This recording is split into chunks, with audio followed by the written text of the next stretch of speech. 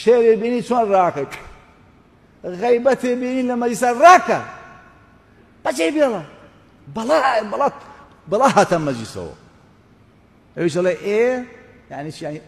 زیایک بەڕاست یعنی دەست خۆش ئافرین وەڵا نەمزانیوە بەخوا ڕاست دەکەی بەخوا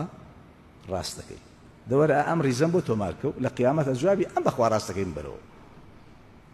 ئەمە چیە دڵی بەرامبەرم ڕازی کرد ژنەکەمە غەیبەتی خزمەکانەکە یا هاوسەرەکەیەتی یا کوڕەکە یا هەچ کەسێک وەرە بابە ڕاکە بەخوا بۆ عەبدوڵای کوڕی ممبارەکەیان ئەوت کە ئەم عالمە سەلەفە ساڵحە گەورەیە وتیان باشە تۆ نوێژ دەکەی بۆ یەکسەرەتی دەوم ماڵەوە وتی ئەچمەوە بۆ خزمەتی پێغەمبەر صلی الله علیه وسلم سەحابەکان وتیان جا خوا فاتی کرد ئێوە کتێبەکانم هەیە وتەکانیان دەکەم و نەسیحەت مەکەن أجلس معكم في المسجد أغتاب الناس دائنشم لەگەڵ جەنابتانە لە مزگەوتیشا غەیبەتی خەڵکم ڕاکە مەجلیسێ غەیبەتی تیا بۆ ڕاکە خۆت کورتارکە